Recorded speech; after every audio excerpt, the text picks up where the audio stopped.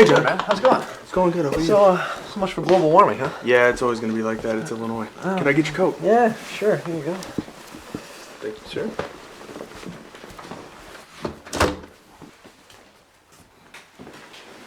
A long time no see, huh? Yeah, well, that's what happens when you go to a private school. You actually have to work in your free time. Oh, poor you. I bet it must have been terrible to actually have to make an effort. It was touch and go there for a little bit, but hey, I managed. Yeah, I bet you did. I bet you did. Hey, can I get you guys a drink? No, I'm fine. Thanks, though. You? I'm good for now. All right, well, let's play some poker.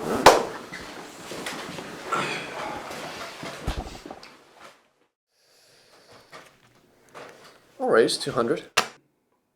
So, how did you finish in class? Third. Of about 6,000. Not bad. Well, I'll call your 200 and raise you 2 more.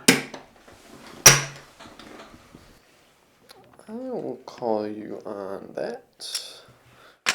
How do you do? 5th. 5th? Really? The high school genius beaten by 4 lesser mortals, huh? 400. I'll call.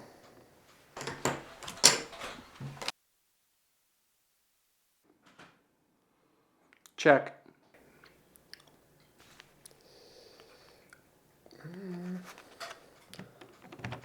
Go to 500. I'll raise.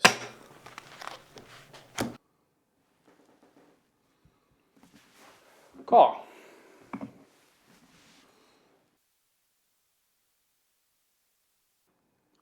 Check.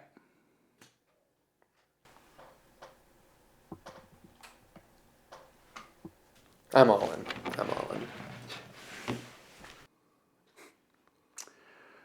Want to know the difference between me and you? What's that?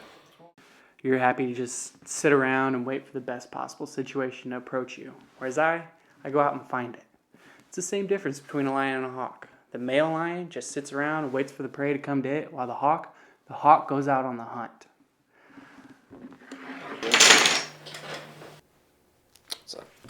It's fascinating, really.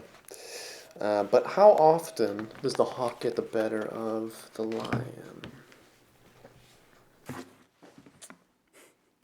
Often enough. What? You've got to be kidding me. Most things just don't go according to plan. What do you mean? He went on blind stupid luck. Seems to me like I took advantage of the situation that fell in my favor. Oh, I see. You know what, Aaron? Shut up.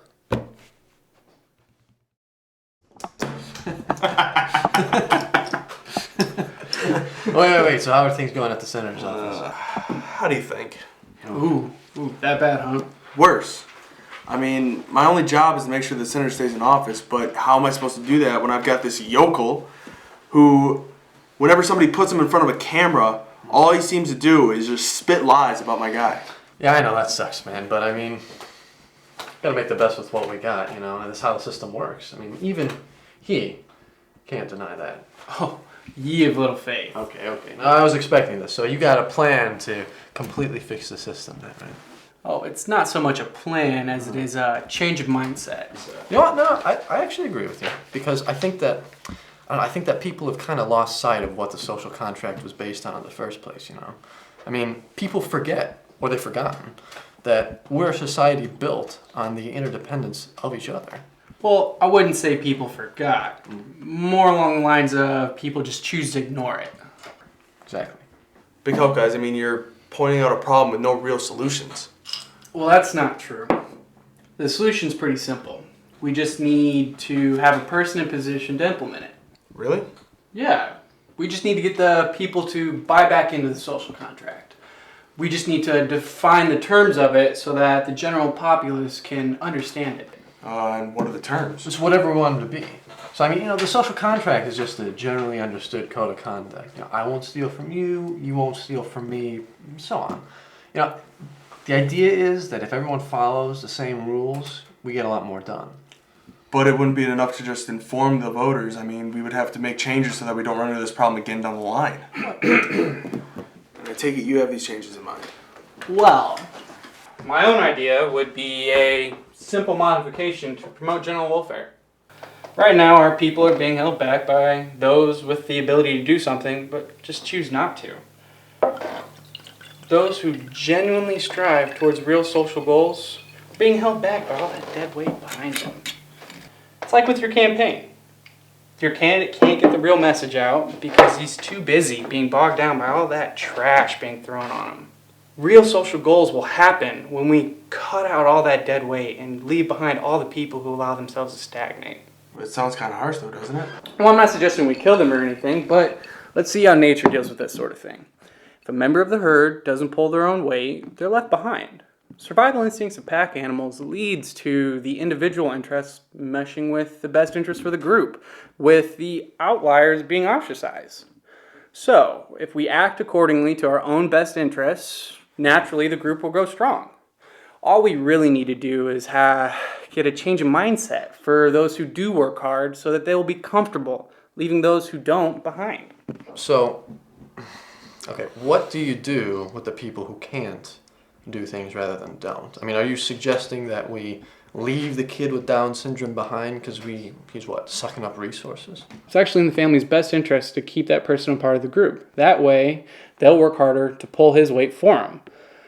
Everyone acts according to their own interests, and no one actually has to work harder for someone they don't even know. But the inevitable extreme of that mindset is shunning people who have mental and physical disabilities. Is it really such a bad thing? Well, yeah, it is a bad thing. These are people that you're talking about here. Just because they're disabled doesn't make them inferior. You know as well as I do that not all men are created equal. There are better people out there, and it's not fair that the better people have to be held back by the shortcomings of the people around them. You know what? I'll tell you what's not fair. Okay, genetic predisposition is not fair. The distribution of disabilities, that's not fair either.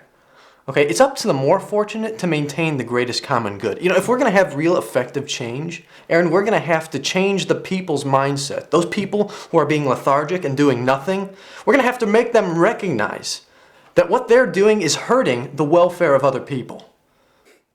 You really think you're going to convince the guy who's been sitting on his ass his entire life to just get up and take responsibility? Fat chance. You know what, Aaron? Just because you are a selfish prick does not mean that everyone else in the world is. And who are you, Mr. Selfless? Ignoring the ignorance in the world isn't going to make it go away. Whoa there, guys. Let's calm down a little bit. You know what? Wait a minute. You know what? He needs to hear this. You are a narcissistic bigot who's pissed off that less intelligent people came in front of you in the class rankings. So what are you going to do about it, Aaron? What are you going to do? You going to take it out on all those people? At least you could admit there are less intelligent people out there. I mean, face it. We're smarter than 95% of the people in this country and 100% of the people who vote. So what the hell does that even mean? What, so we should decide who lives and who dies? Damn right it does.